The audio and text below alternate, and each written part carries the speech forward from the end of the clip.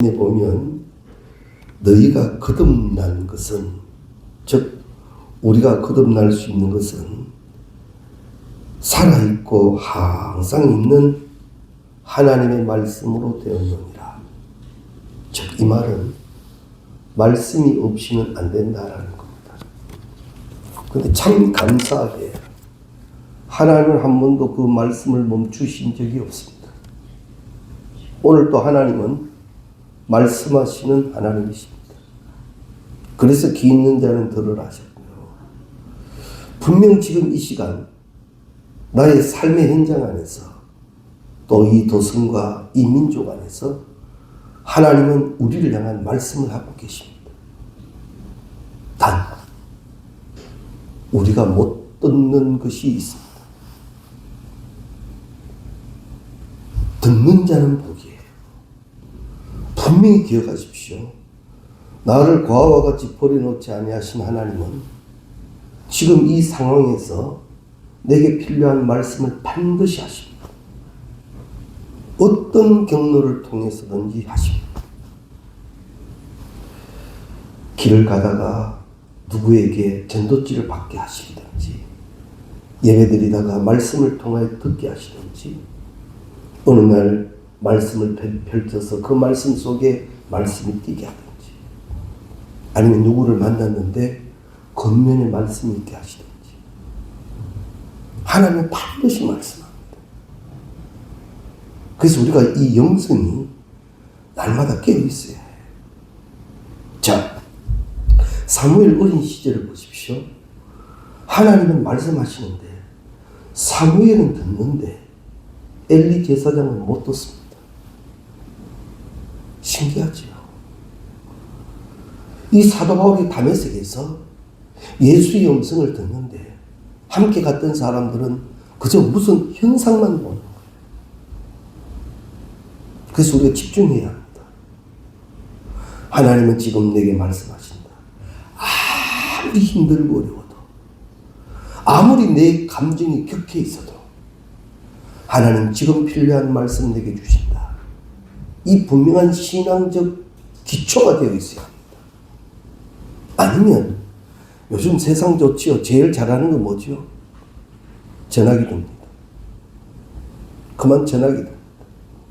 이렇다 저렇다 이렇다 저렇다. 사람의 소리가 그만 말씀 위에 서버리죠. 그때부터는 많은 것이 막히는 거예요. 그래서 우리는 신앙의 기초를 이렇게 다져야 합니다. 지금 이 시간, 지금 이 순간, 이 상황에서 하나님은 내게 말씀하신다. 내 귀를 열어주소서. 성령이여. 그리고 그 말씀을 듣고, 들으면 복이죠. 들으면 믿음 되고, 믿음이 신앙생활이 될 때 거기에는 하나님이 이렇게 축복해 주십니다. 말씀대로 될지어다. 그 현장을 살아가는 우리가 되어야 한다는 겁니다. 하나님의 능력은 성경 말씀을 통하여 시작된다고 그렇게 믿고 계십시오. 말씀을 떠나서는 없습니다. 그래서 하나님은 성경을 세상 끝날까지 1.1획도 바뀌지 않게 해놓으셨습니다. 말씀 믿고 있는 자 그대로 이루어 주십니다. 복을 주세요, 복을 주세요. 우리가 기복신앙이 얼마나 큽니까? 하나님의 복은요, 말씀 안에 다 들어있어요. 말씀의 저수지는 성경이에요. 저는 절개 읽는 축복 중에 신명기 28장을 좋아합니다. 들어가다 복이 되고, 나가다 복이 되고, 무엇을 하든 복이 되고. 성경에 기록된 그 복을 아버지여 우리로 믿게 하시고 다 누리게 하여 주옵소서. 그렇기 때문에 하나님의 능력을 우리의 능력으로 만들려면 먼저 성경을 가까이 해야 합니다. 성경을 가까이 해야 합니다. 요즘 이 시대적으로 이 디지털 시대가 되다 보니까 성경책도 잘 안 가지고 다니지요. 뭐 휴대폰에 다 들어가 있는데 우리 목사님들 모여도 휴대폰 내서 보시는 분들 계십니다. 그게 잘못된 거라고 말할 수만은 없는 시대가 되어버렸어요. 그런데 혹 들고 다니기 귀찮아서 혹 괜히 교회 가는 거 표시 안 내려고 그런 편리함으로 휴대폰에 성경 찬송을 넣고 다닌다면 이건 잘못된 겁니다. 더 자주 보려고 더 자주 들으려고 이 휴대폰에 성경을 넣고 찬송을 넣어서 다닌다면 더 하려고 하는 건데 그저 간편하니까 성경책 들고 다니기 귀찮으니까. 그런데 한번 해보시면 압니다. 집을 탁 놨을 때 주일날 요즘은 가방이 다 있죠. 예배 가지고 있습니다. 과거에 우리 목사님들 그랬습니다. 이 금박 성경이 어디 있습니까? 붉은색 성경이잖아요. 이거 한 건 옆에 탁 끼고요. 목사님들 흰 고무신 딱 신고 동네 딱 지나가시면 모두가 머리 쓰겠습니다.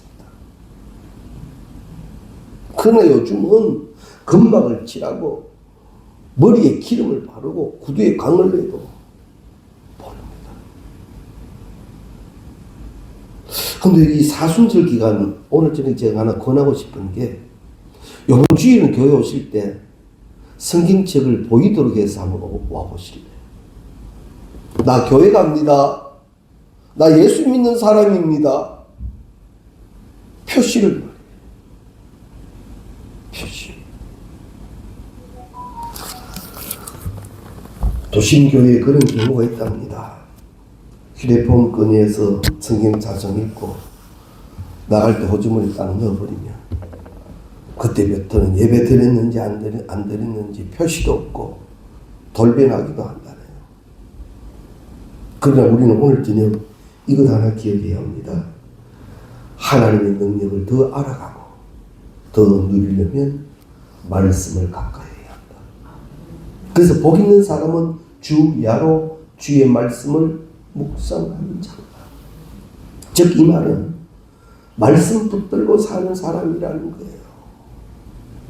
말씀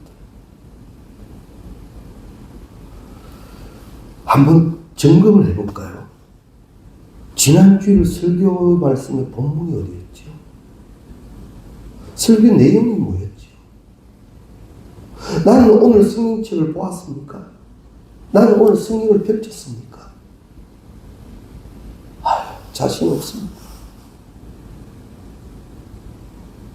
하나님의 말씀이 축복의 말씀이고 하나님의 말씀이 내 기도의 그 시작이고 제목인데 이것 없이 하다 보니까 괜히 이단들이 이상하게 와서 하나님 말씀 이상하게 툭툭 건드리면 그게 뭔지도 모르고 따라갑니다.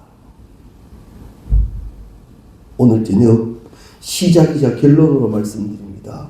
나는 말씀을 가까이 해야 한다. 내게 주신 축복은 이미 말씀에 기록되어져 있다. 점쟁이 찾아다니듯이 그렇게 찾아다니지 마십시오. 말씀을 펼치십시오. 말씀은 내 발의 등이요 내 길의 빛이라.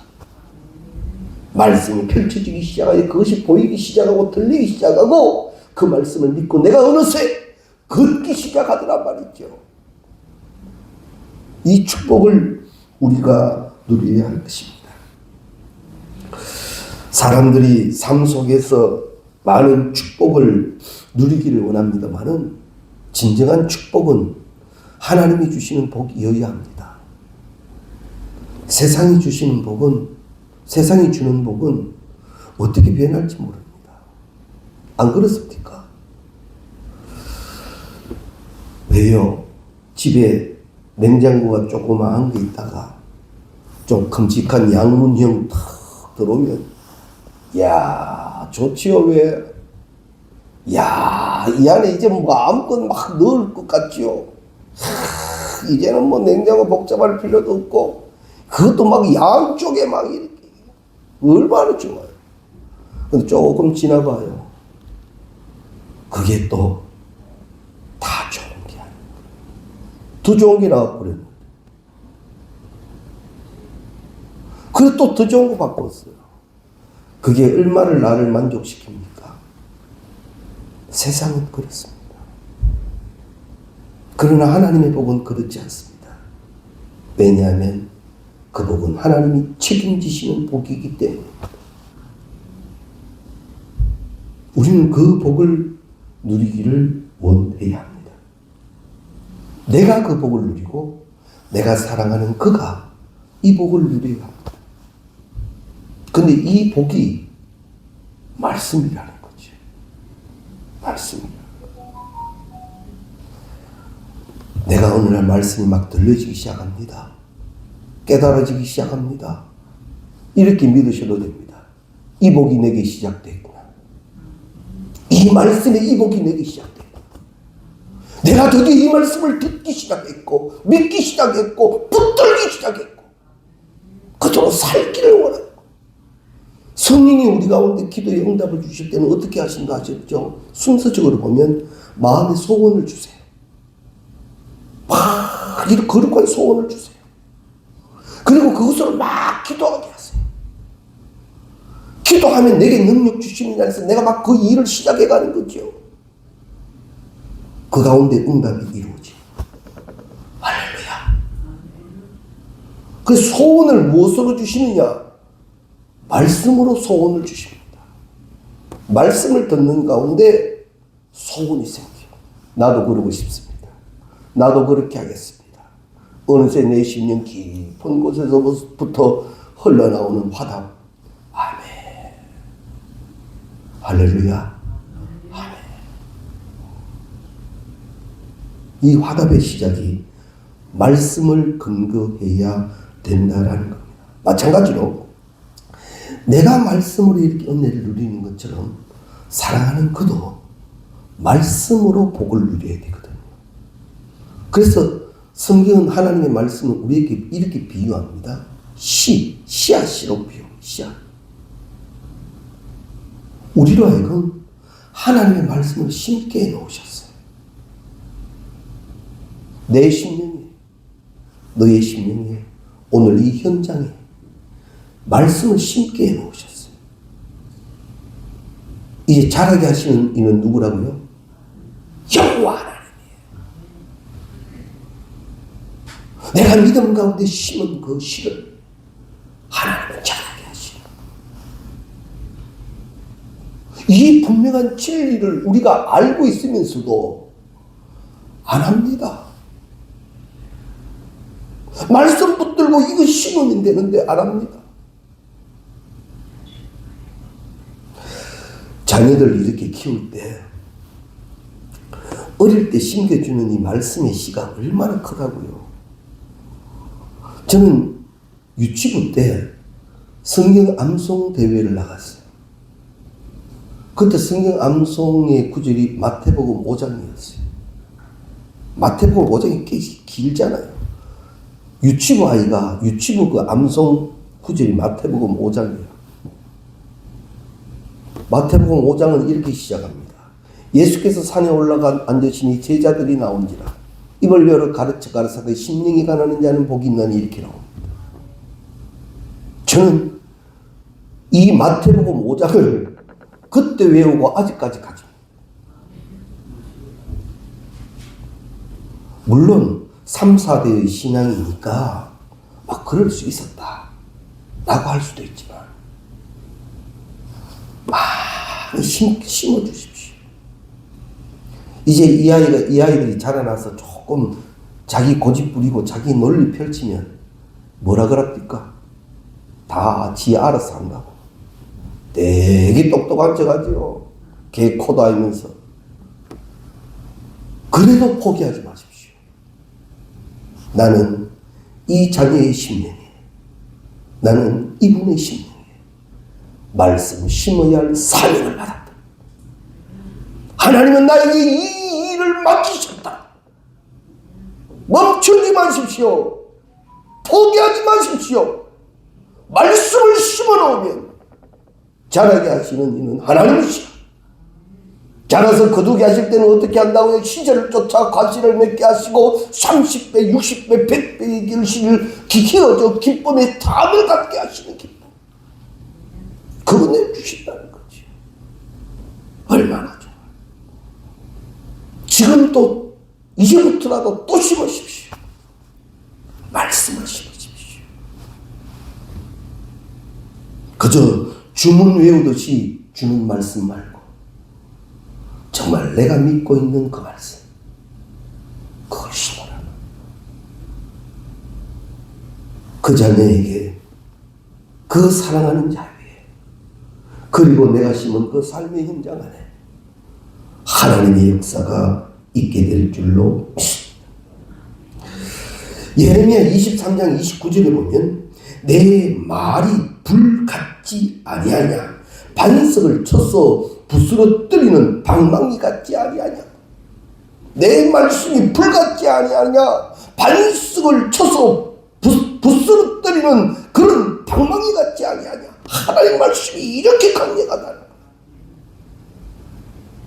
최고 강한 무기를 가지고 있고 최고 강한 생명력 있는 씨앗을 가지고도 이거 아무것도 하지 못한다.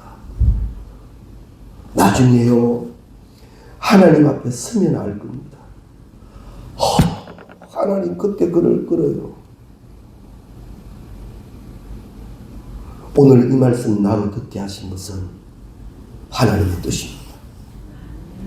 말씀을 붙드십시오. 말씀을 믿고 나아가십시오. 그리고 말씀을 심으십시오.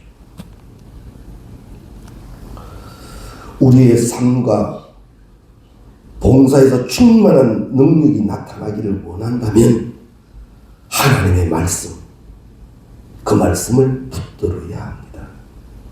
그리고 시간을 들여서라도 하나님의 말씀을 읽지 아니하면 나는 영적 능력을 가지지 못합니다.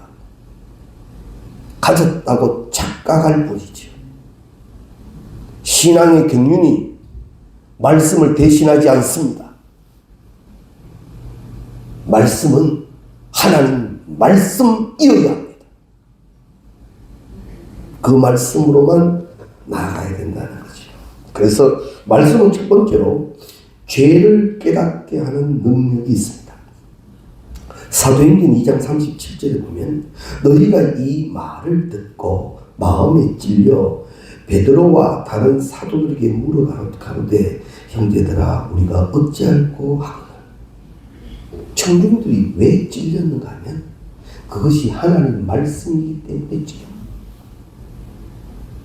하나님의 말씀은 살았고 운동력이 있어. 자욱이 날선 금보다도 예리하다. 그 하나님의 말씀이 죄 있는 자를 향하여 찔러버린 거지.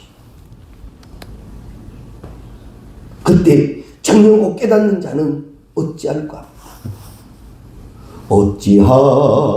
어찌할꼬 이 내 죄를 어찌다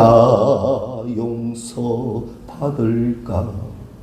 두 손 모아 참회하니 흐르는 눈물뿐이라. 말씀이 막 찔렀는데도 뻣뻣합니다. 뻣뻣한 거에서 끝납니까? 말씀이 날 친답니다. 말씀으로 나를 쳤다면 친 게 맞지. 친 게 맞지. 그런데 얻어터져서 하는 소리가 아니라 비꼬는 거예요. 날마다 친다. 말씀으로 너를 쳐 복종시키라 했거든.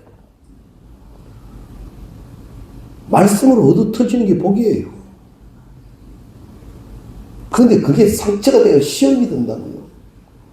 이게 잘못된 거예요. 사람의 소리에는 반항할 수 있습니다. 그러나 하나님의 말씀 앞에는 어찌할까 하십시오. 의인은 없나니 하나도 없습니다. 말씀의 거울에 나를 비추는 순간 나는 죄인입니다. 알고도 지은 죄 모르고 지은 죄 너무 많습니다. 말씀은 나를 회개케 하신다. 말씀이 우리를 찌르셨다면요, 말씀은 또 우리를 싸매고 감싸 주십니다. 찔러놓고 그만두시는 하나님이 아니에요. 하나님이 말씀으로 우리를 찌르셨다면 다시 싸매고 감싸시는 이도 하나님. 그때 엎드려지는 우리가 될 수 있기를 바랍니다. 그렇기 때문에 말씀 없이는 결코 죄를 알 수가 없습니다. 요즘 시대를 보십시오. 과거에 우리가 신앙생활 시작할 때와 지금은 차이가 많지 않습니까? 중직자가 주의를 범해요. 바로 7이에요. 안 그랬습니까? 난리 납니다. 그런데 요즘은 그런 시대가 아닙니다. 형편이 그러면 그럴 수도 있는 시대입니다. 그거 말하면 딴 데 가면 됩니다. 요즘 시대가 그래요. 요즘 시대가 그렇다. 교회도 나를 위하여 존재해야 합니다. 말씀도 내 기분에 맞아야 합니다. 요즘 시대가 그래요. 그런데 나는 그나마 잘 지키고 있으니까 되었다고요? 아니요. 나는 말씀이 내 신앙의 기준이 되어야 합니다. 너희는 이 세대를 본받지 말라. 시대가 아무리 변질되어도 가도 거기에 휩싸이지 말고 말씀 꼭 붙들고 서서 말씀으로 살아라. 성경은 오늘도 우리에게 이것을 가르쳐주고 계십니다. 우리가 정녕 거듭나기를 원한다면 방법은 간단합니다. 십자가에 못 박혀서 죽으시고 부활하신 그리스도를 증거하는 하나님의 말씀을 이 사순절 기간 묵상해야만 합니다. 그래야 온전히 사순절을 지킬 수가 있죠. 세월이 빠르다 그러잖아요. 사순절 이거 금방 가버립니다. 금방 가버리면 지금 벌써 며칠입니까? 3월 10 며칠이요? 날짜도 막 가는지 모르고 좋아해요. 막 중순일 합시다. 3월달 시작한 지 어제 같은데 이마에 되겠죠. 좀 있으면 사순절 끝나버립니다. 부활절 다가옵니다. 그렇게 해서 2025년 사순절, 내 인생의 사순절, 부활절 또 그렇게 지나가게 할 거냔 말이죠. 사순절 기간 말씀을 가까이 하는 훈련이 될 수 있기를 바랍니다. 말씀은 씨앗이다. 내 심령에 심고 너의 심령에 심고 내 기도 제목에 심고 우리 교회에 심고 그저 나라를 위하여 기도할 때도 주여 이 나라 아니라 말씀에 근거하여 이 나라 안에 말씀을 심어 다시 말씀이 되어져야 한다. 바울과 실라가 이제 하나님의 말씀을 전할 때에 주 예수를 믿으라 그리하면 너와 내 집이 구원을 얻으리라 선포했어요. 그럼 말씀만 선포하면 역사가 일어난다 합니다. 맞습니다. 말씀만 선포해도 역사가 일어나는데 바울과 실라가 말씀의 선포로만 끝나는 것이 아니라 그 말씀의 예수가 누구인가를 설명해 줍니다.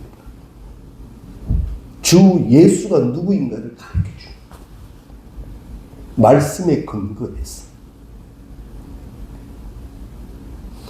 우리가 말씀을 선포하며 거기에 주의 영이 말하게 하십니다. 그 은혜를 함께 누릴 수 있기를 바랍니다. 우리는 정작 무엇을 붙들어야 하고 무엇으로 나가야 하고 무엇으로 응답받는 것인지 정확히 그 진리를 알고 있어야만 합니다. 다시 지금까지를 정리합니다. 하나님의 말씀은 은혜입니다. 하나님의 말씀은 능력입니다. 하나님의 말씀은 날 인도하심입니다. 하나님의 말씀은 축복입니다. 그저 로또 복권 한 장 샀는데 이거 붙들고 일주일 동안 주여 1등 주시옵소서. 어우야, 이게 1등이 또 되네. 그것도 대단한 일이죠. 로또 복권 1등 걸려도 우와. 그러나 우리는 극단적으로 얘기했어. 말씀 위의 것이 아니라면 다시 생각해 봐야 합니다.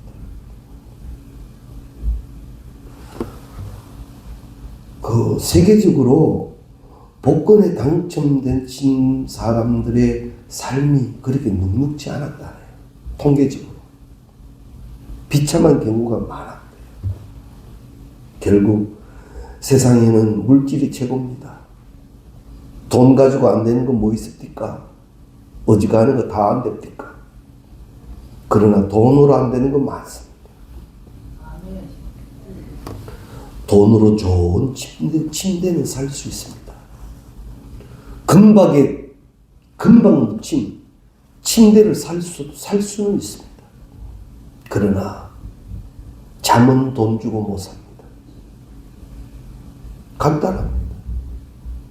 맛있는 음식, 돈 주고 좋은 고급스러운 음식점에서 정말 대우받아가며 음식 살 수는 있습니다. 그러나 입맛은 돈 주고 못 삽니다. 이게 간단한 거 알면서 왜 돈으로 헛세를 부리느냐 말이지. 세계적인 갑부가 돈이 없어 죽습니까?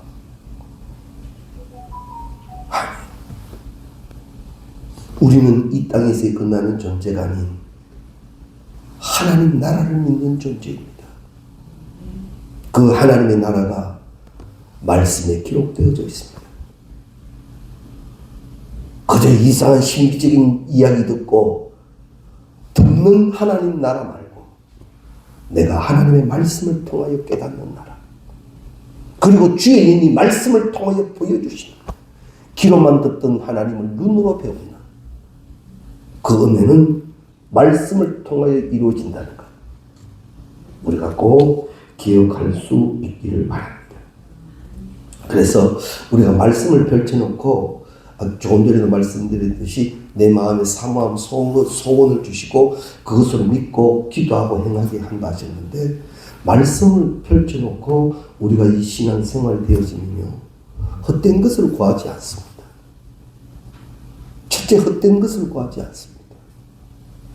말씀 안에서 주의 것을 구하기 시작합니다. 주의 것을 구하는 자들에게 하나님은 어떤 축복의 약속을 주셨죠? 너희는 먼저 그 나라와 그 의를 구하라. 그리하면 이 모든 것을 너희에게 더하시리라. 약속이에요. 이걸 순서를 바꾸지 말라.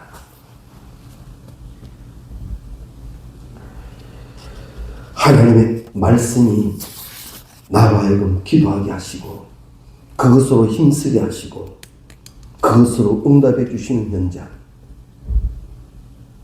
그것을 감사하고 그것을 간증하는 우리, 얼마나 멋지겠습니까?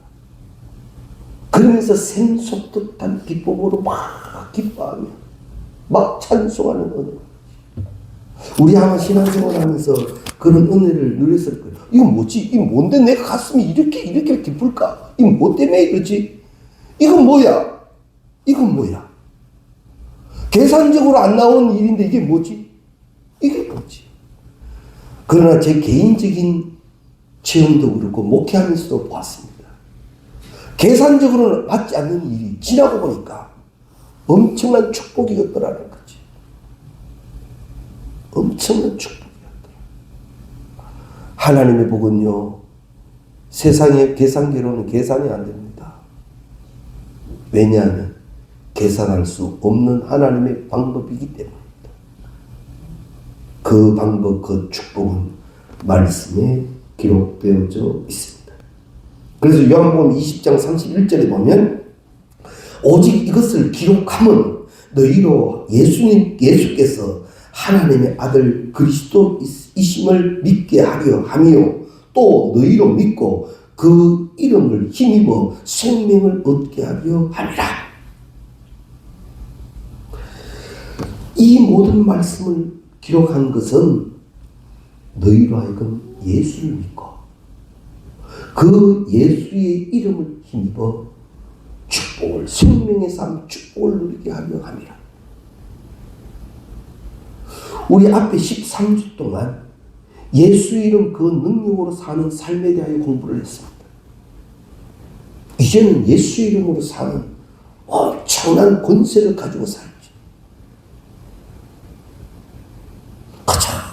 세상 권력 그거 의지하지 않고 주의. 이것은 성경에 약속된 축복이랄까. 성경이 약속했습니다. 세상 끝날까지 1.1억도 바뀌지 않는 성경 하나님이 약속해 놓으셨습니다. 그 이름으로 사는 자, 그 이름으로 구하는 자, 그 이름으로 생명을 갖고 있는 자들 위해 하나님은 약속하신 축복이 있다라는 사실입니다. 이걸 믿고 이제 이것 하나 다 각오하십시오. 그래, 이제는 말씀을 떨어뜨리지 않겠다. 받은 바 말씀 떨어뜨리지 않겠다. 왜 우리 믿는 분들 집에 가면 성구 하나씩 다 있죠. 성구 액자 하나씩 다 들어있습니다.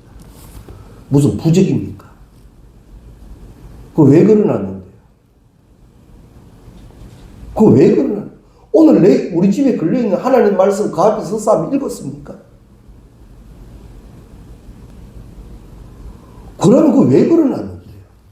내 하나님 성구 액자 우리 집에 하나 또 걸어놓고 왜 걸었는데요? 그 앞에서 그 말씀 매일 읽고 그 말씀 묵상하려고 한 거 아닙니까? 그런데 그거 무슨 기복의 신앙에 나온 무슨 부적처럼 붙여놓고 아니요. 나는 말씀을 가까이 할 수 있는 복을 받은 사람입니다.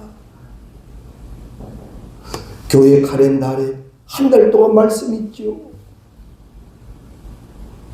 말씀은요, 제가 목회생활 일에 해도 계속 한 말씀 붙들고 1시간 정도 묵상하면 말씀이 또 다르게 깨달아집니다.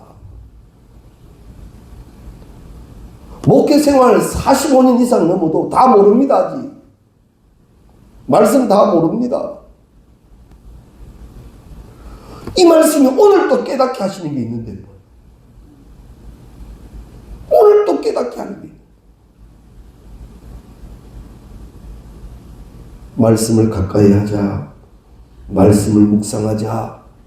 말씀을 잃어버리지 말자. 이 신앙이 우리 사순절 기간 동안 꼭 다져질 수 있기를 바랍니다. 그러면서 마지막으로요. 신앙인의 인격이 형성됩니다. 이렇게 말씀 붙들고 말씀으로 사는 사람은 신앙의 인격이 형성된다. 기도 시큰 해놓고 일라스가 딴짓해버리고 예배 잘 드리고 끝나고 딴짓해버리고 그거 말고 신앙의 인격이 형성돼요. 진정한 그리스도를 닮아가는 그리스도인이 되어간다는 그 말씀입니다. 베드로후서 1장 5절에서 7절 말씀을 보면 믿음의 기초 위에 덕과 지식과 절제와 인내와 경건과 형제 우애와 사랑을 이야기합니다. 네 믿음의 기초 위에 덕, 지식, 절제, 인내, 경건, 형제 우애, 사랑. 저는 이것을 참 묵상하다가 그래 맞다. 믿음의 반석 위에 신앙의 7층짜리 아파트를 짓는 거다. 근데 겨우 1층짜리 하나 지어놓고 거기서 만족하지 말자. 말씀의 믿음 위에 하나님이 원하시는 거 다 진짜. 할렐루야. 할렐루야. 그래. 내 믿음은 말씀을 기초로 했고 이 단단한 믿음 위에 내 인격이 만들어지는데 보십시오. 베드로후서 1장 5절 이하 말씀입니다. 믿음의 기초에 덕, 지식, 절제, 인내, 경건, 형제, 우애, 사랑, 이게 인격이 됐다는 거죠. 얼마나 우아하겠습니까? 얼마나 우아하겠어요. 그저 덕스럽다 그것으로 끝나는 것도 아닙니다. 지식이 있다 그것도 끝나는 것도 아니고 절제할 줄 알고 인내할 줄 알고 경건하며 형제를 사랑할 줄 알고 하나님이 가르쳐 주신 아가페의 사랑으로 살아갈 줄 아는 그 사람 얼마나 멋있는 인격이겠느냐 이 말이에요.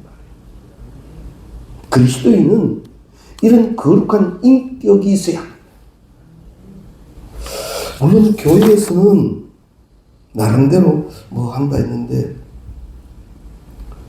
직접 사는 동네 가보면 손가락질 당하는 사람도 있습니다. 그런 경우도 있습니다. 제 목회 현장에서도 있었어요. 신방을 가는데 그 집을 찾아가야 되는데 못 찾겠어요. 그래서 그 동네 가게에 들어가서 물었어요. 누구 분 아냐고. 누구죠? 아, 누구 엄마요. 그래, 그분이 알아요. 가게집 주인이 알아요. 아, 그 아줌마. 그래, 묻잖아요. 왜요? 딱 보니까 성경책을 들으시더라고요. 목사님이세요? 예. 아, 그 사람도 교회 댕겨. 어버리 일을 해요. 아, 그 사람도 교회 댕겨. 그러면서 자기들끼리 뒤에 수근덕거립니다.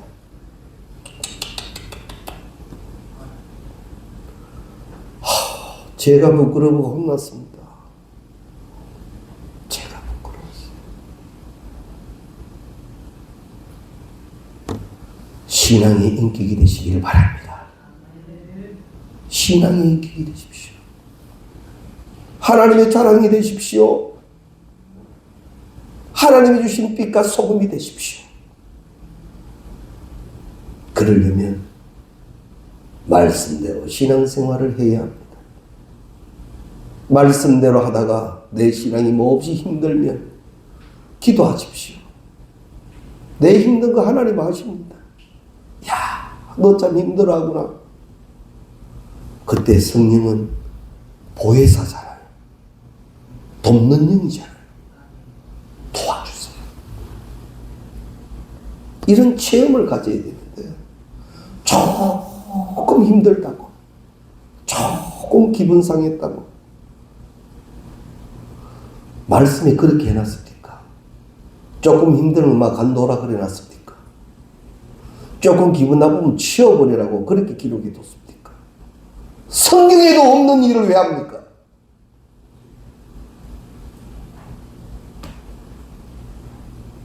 나는 신앙의 교과서는 성경입니다.